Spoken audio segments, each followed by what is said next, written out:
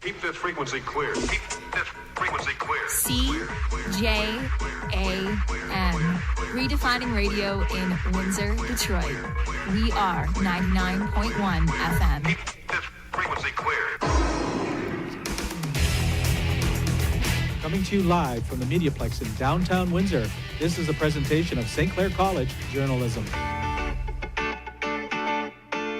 It's Friday, and that means it's time for MediaPlex Live.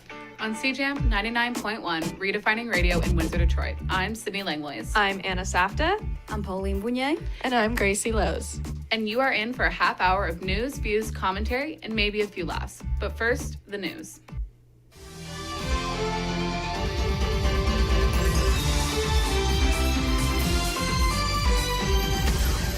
Crows or raven sometimes get a bad reputation, but some are celebrating them. Here's Riley Livingston. Looking for something a little off the beaten path? Chatham-Kent's Crowfest might be just what you're looking for. Running for the second year in a row, Crowfest is Chatham's fall festival celebrating all things crow in southwestern Ontario. Andrew Teal, one of the festival organizers, says the festival was invented to help the Crows' public image. We have been talking about the idea of having something to celebrate the Crows because up until a few years ago, they were kind of perceived as negative. We decided to say, you know what, the Crows outnumber the people in southwestern Ontario, so we might as well turn this into a positive. Featuring art classes, a costume contest, vendors, food, and beverages, Crowfest offers a little bit of everything. But the main draw of the festival are the buskers. Crowfest has attracted world-renowned performers for a second year in a row. Irish magician Jack Wise hopes that the festival will become part of the Canadian buskers circuit. I think Canada's really lucky in that it's a very long-standing kind of a circuit of brilliant festivals like Halifax, Waterloo, and now Crowfest is going to probably follow suit because the community's really supporting of it. Crowfest is running from Wednesday, October 11th to Saturday, October 14th. For more information, visit crowfestck.com. For the MediaPlex, I'm Riley Livingston. Pauline Bounier is joining us this year, and she is here with weather. Pauline? Well, we're definitely cooler now. Today we'll reach 15 with chance of showers. Tomorrow, Saturday, will rain with 12. Sunday will be cloudy with 13, and just like today, with chance of showers. So wear your jacket, pack your umbrella, and today's Friday the 13th, so make this your lucky day. I'm Pauline Bounier. Have a nice weekend. You're listening to MediaPlex Live. On CJAM 99.1, Redefining Radio in Windsor, Detroit. On today's show, Crime Stoppers will be joining us. The sports guys are in the house. And we get to see what surprises Gonzo has in his goodie bags this week. Rayma takes us on a journey from Trinidad to Windsor. All this and more on MediaPlex Live. On CJAM 99.1 FM, the Jammin' One.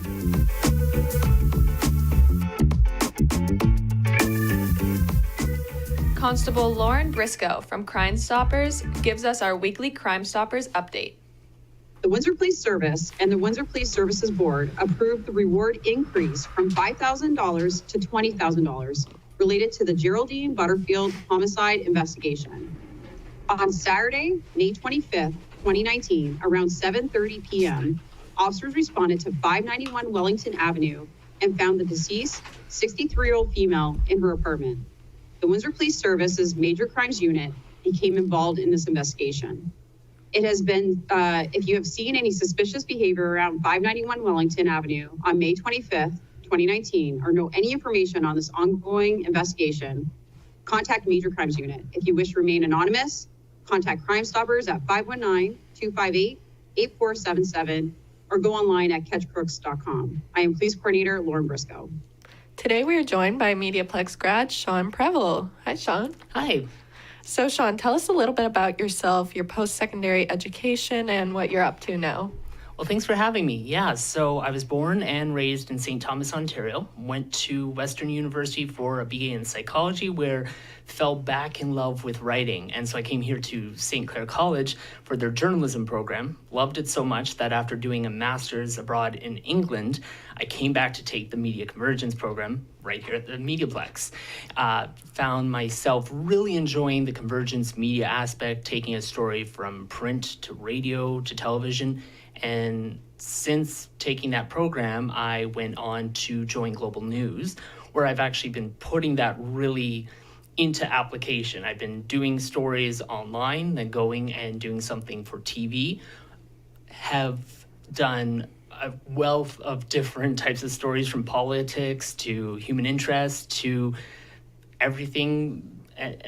There's not really any end to the topics I've covered. So it's really been a great experience. Yeah, definitely. And what advice would you give to a young person starting out in this career? Well, I think what I learned here at the MediaPlex, the aspect of convergence media, is something I really have taken into the career that I have right now. But what was really great about the MediaPlex is also that they were always open to the drive that I had and the always being ready when it comes to journalism, going out and covering a story when it breaks.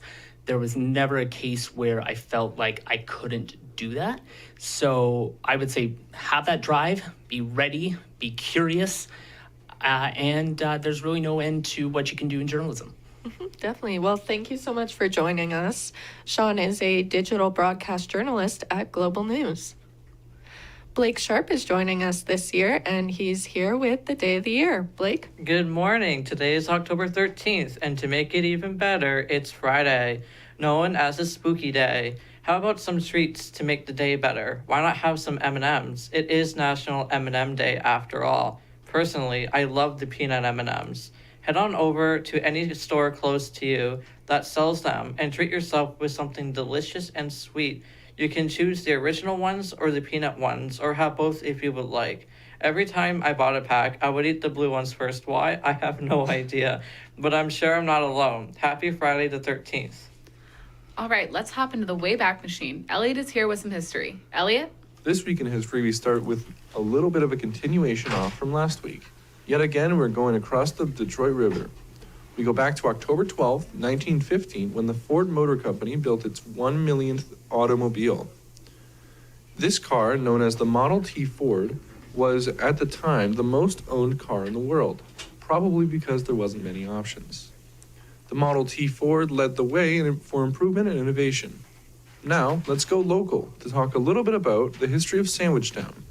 Because during this time, in 1763, we were witnessing the end of an event known as the Pontiac's War or Pontiac's Rebellion.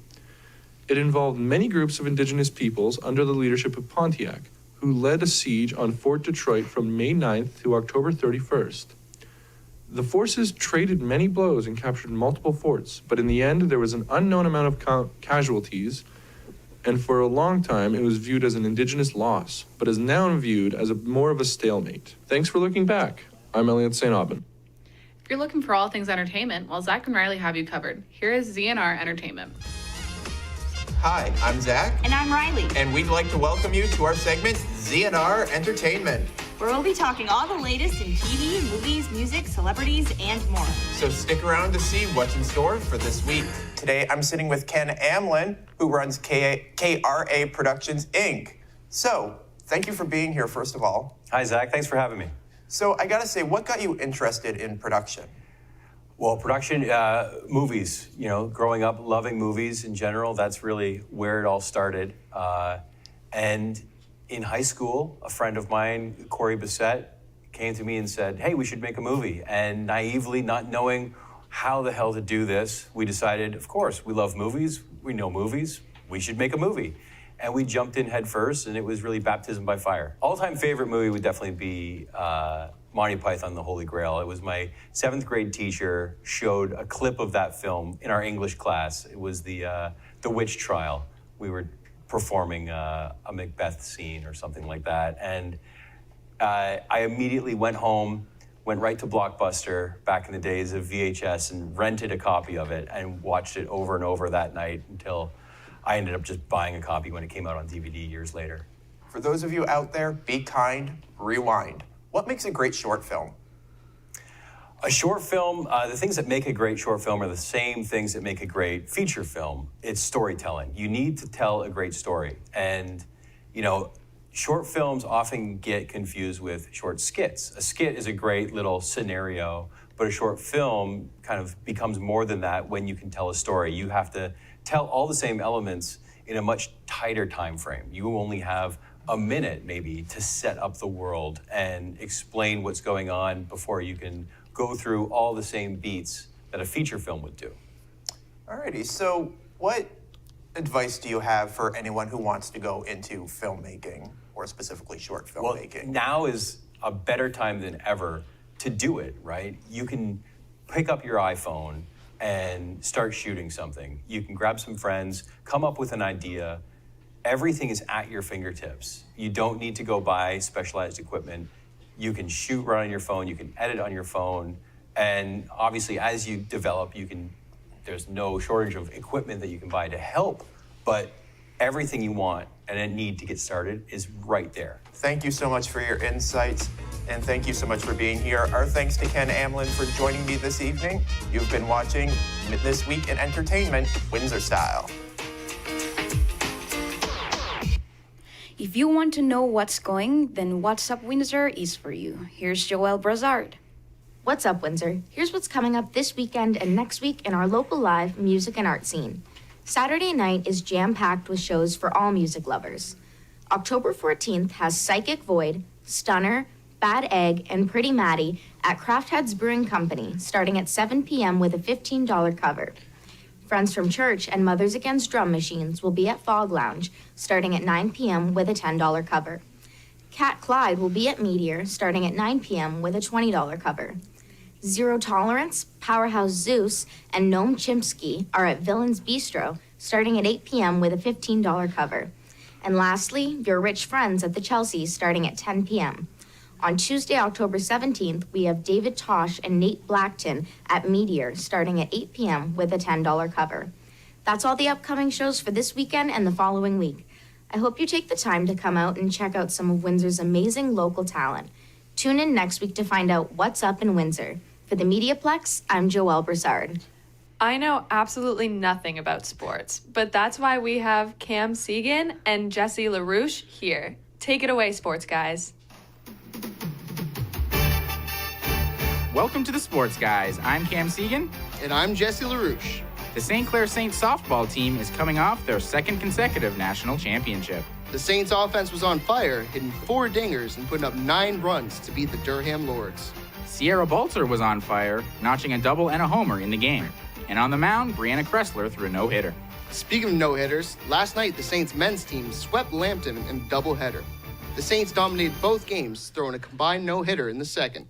Moving on to football, the Saints kick off their playoff run this Saturday at Acumen Stadium. They'll be taking on the Ottawa Sooners, who gave the undefeated Saints a run for their money last time around. The Saints will have to buckle down to avoid a first-round upset. Also happened in Windsor football, the Lancers and Western Mustangs had a battle of the undefeated. Unfortunately, the Lancers fell short, but they will have the opportunity to get back on track next week against another undefeated team, the Laurier Golden Hawks. Shifting to hockey now, the Windsor Spitfires are struggling, Jesse. After last night's loss, they are now 1-5 on the season. The worst part about their slow start is the amount of home games they've had. 5 of their first 6 games have been at home, and they've only won 1 of them. They go out on the road this weekend. Maybe they can turn it around. The good news is that 17-year-old Liam Greentree is playing so well, he may find himself drafted in the first round of the NHL draft this year. It's obviously a long season, but he's got 10 points in 5 games. If he continues to produce like that, NHL teams will be paying close attention. The Spits are back in action on Saturday in Erie. Looking ahead to another sports team in Windsor, the Windsor Express kick off their season against the Montreal Tundra. On January 12th, that is. That's all from the Sports Guys. I'm Cam Segan. And I'm Jesse LaRouche. We'll see you next week.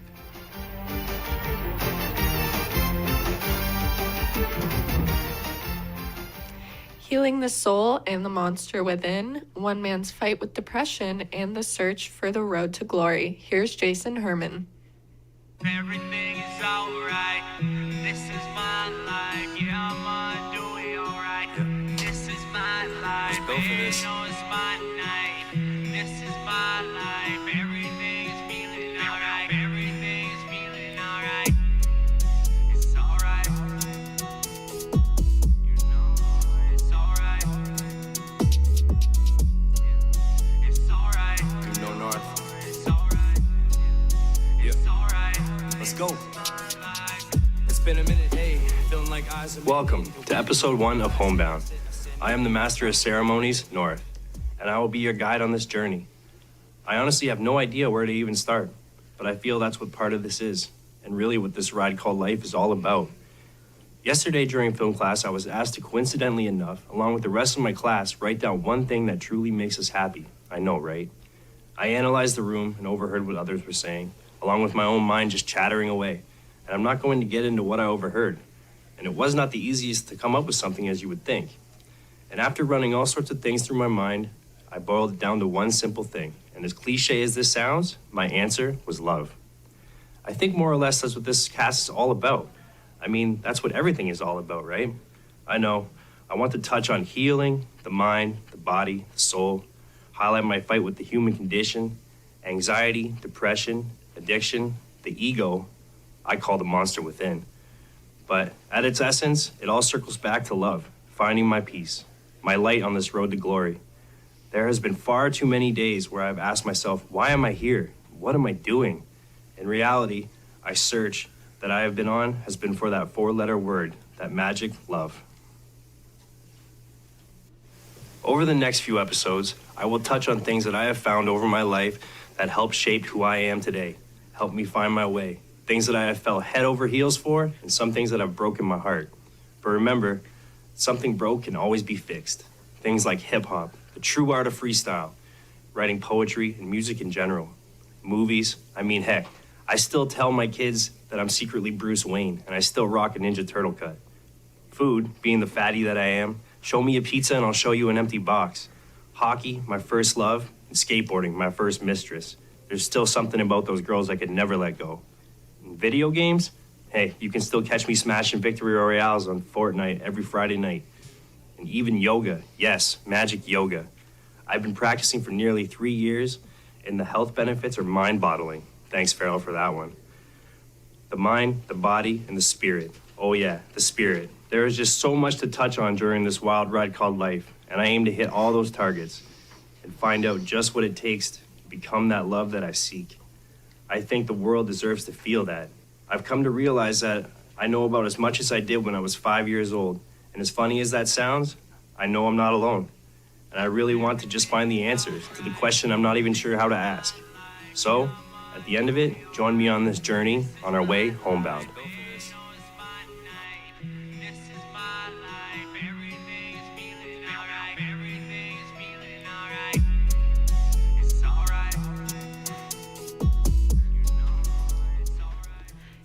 Guess what? Gonzo's here with some goodie bags to share. Sound fun? Great. Come and grab a goodie bag and enjoy the treats. Hey, welcome back. It's a guy here, Gonzo, yet again, here with a goodie bag to rifle through. All right, now, here we've got, Kit Kat. Man, I love these. They're just split apart, and they're like little wafers. I'm a big texture guy. I love texture. So when I bite into a Kit Kat, I just hear that like satisfying little, that little breaks. It's just, it's beautiful. It's amazing, divine. Speaking of which, that's actually, it's their catchphrase. It's their slogan.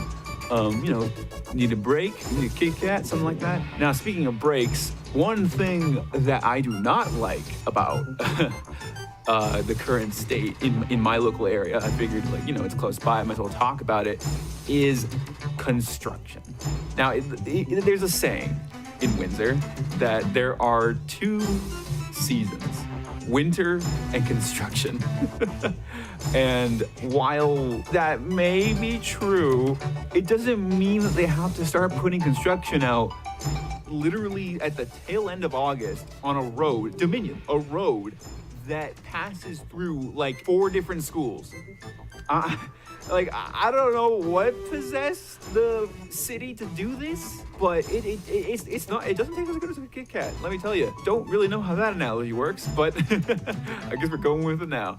Anyways, no, construction's awful. Everybody hates it. We're always trying to drive somewhere, and it just never ends up going well because then you run into a detour, and you're like, okay, well now I gotta take this detour. But then you're on this route that you've like gotten used to over years. So you're like, okay, let's just go down this detour, blah blah blah blah, and then it's just, oh my god, wait, I'm on this other street. Oh, hang on. Okay, maybe I can go back. No, that's part closed too. So what do I do? And then you panic, and you're like, and then you're like, I'm driving. I can't exactly just pull out my phone and go on Google Maps, and then you have to pull into another area to look at it. It's just to park and everything, and then all of a sudden there's traffic blocking the way out, and it's a mess.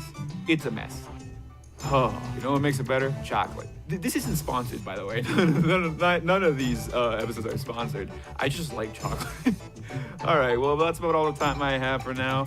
I hope you enjoyed this little rifle through our little goodie bag here. I'll be back with another one. Let's see what other candy's in store for us. But yeah, Kit Kat. It's a classic. One of my favorites. All right. Awesome. Bye. Canadian life is a roller coaster, but it's better to hear a Trinidadian talk about it. Buckle up.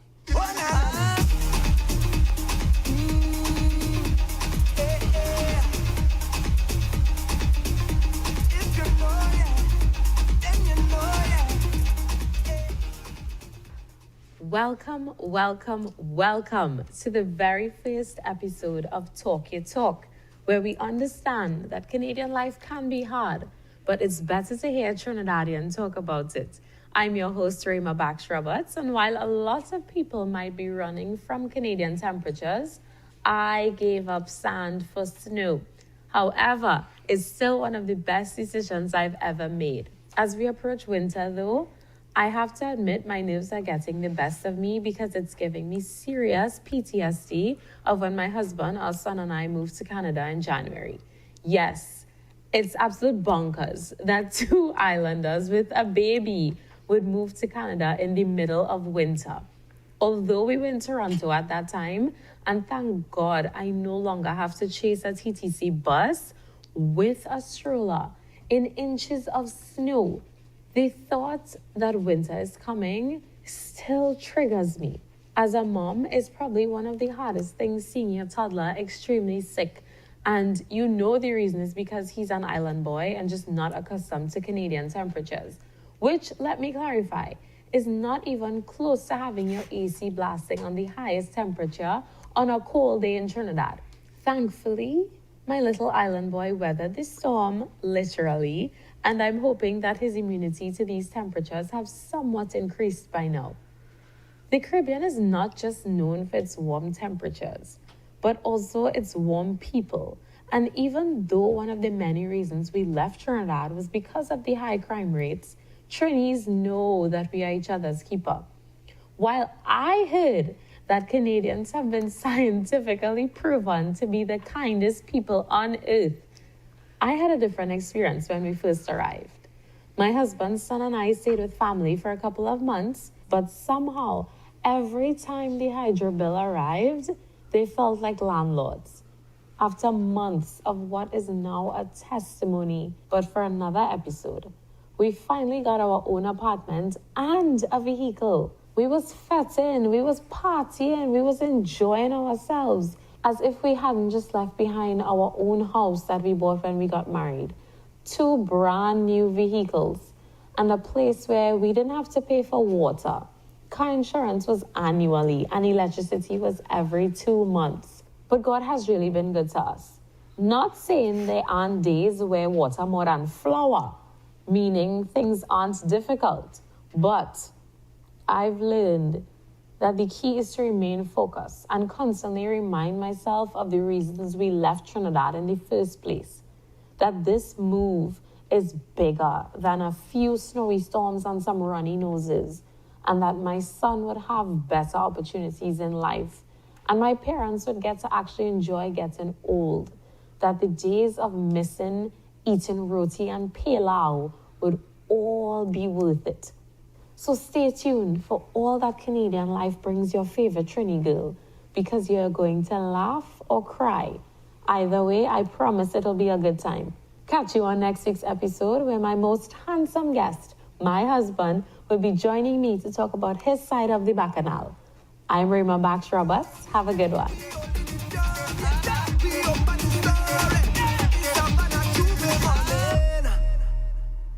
If the universe is so vast and ancient, how can we be alone? Here's Bill Moraz with some answers. Enrico Fermi was a man of many accomplishments. Over his career, Fermi won a Nobel Prize in Physics, created the first man-made nuclear reaction, and worked on the Manhattan Project, among many other achievements. We're not here to talk about those, though. Instead, I wanted to talk about one of his less influential ideas. Let me set the stage. We're in 1950s Los Alamos. Fermi is having a casual lunch with some colleagues when the subject of UFOs comes up. In the middle of a lighthearted conversation about the possibility of extraterrestrial life, Fermi suddenly blurts out, "Where is everybody?" And in that moment, what we now call the Fermi paradox was born.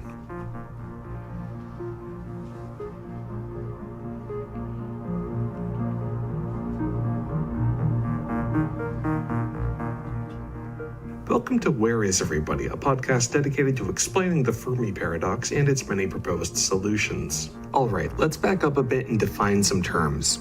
In its simplest form, the Fermi paradox boils down to the question, where are all the aliens? And yes, before we go any further, we're talking about space aliens.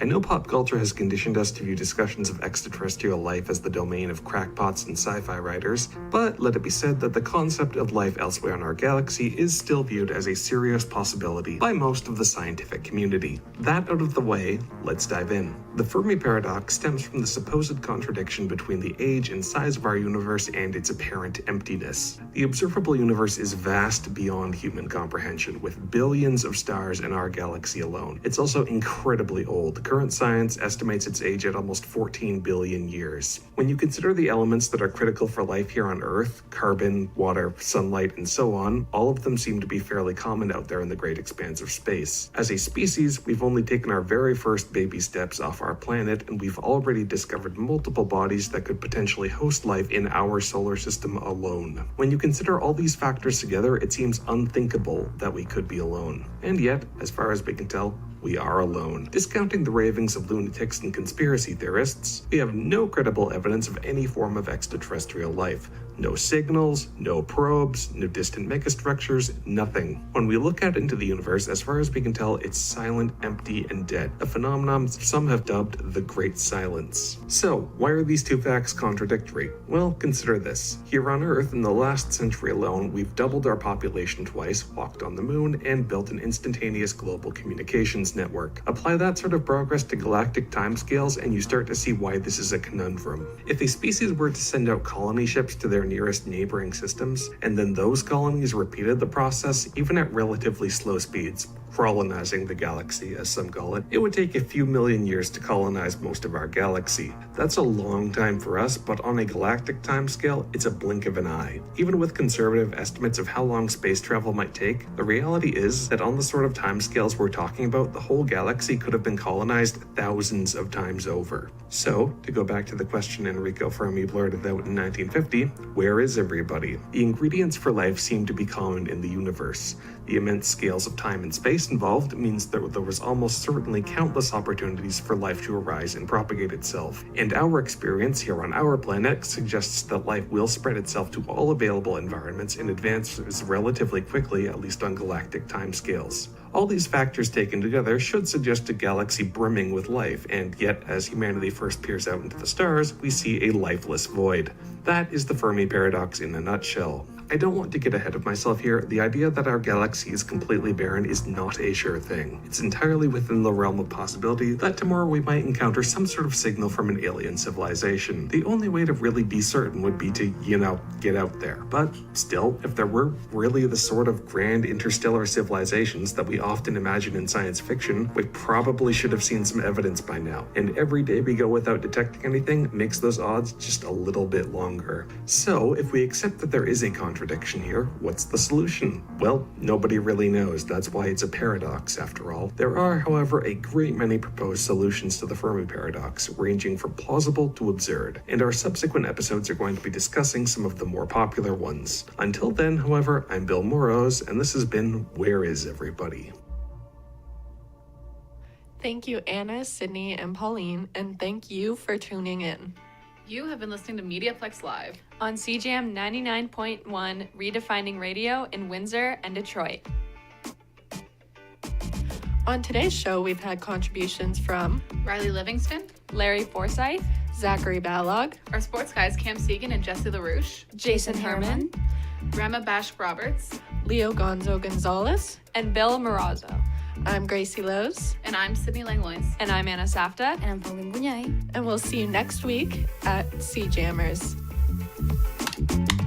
That was easy.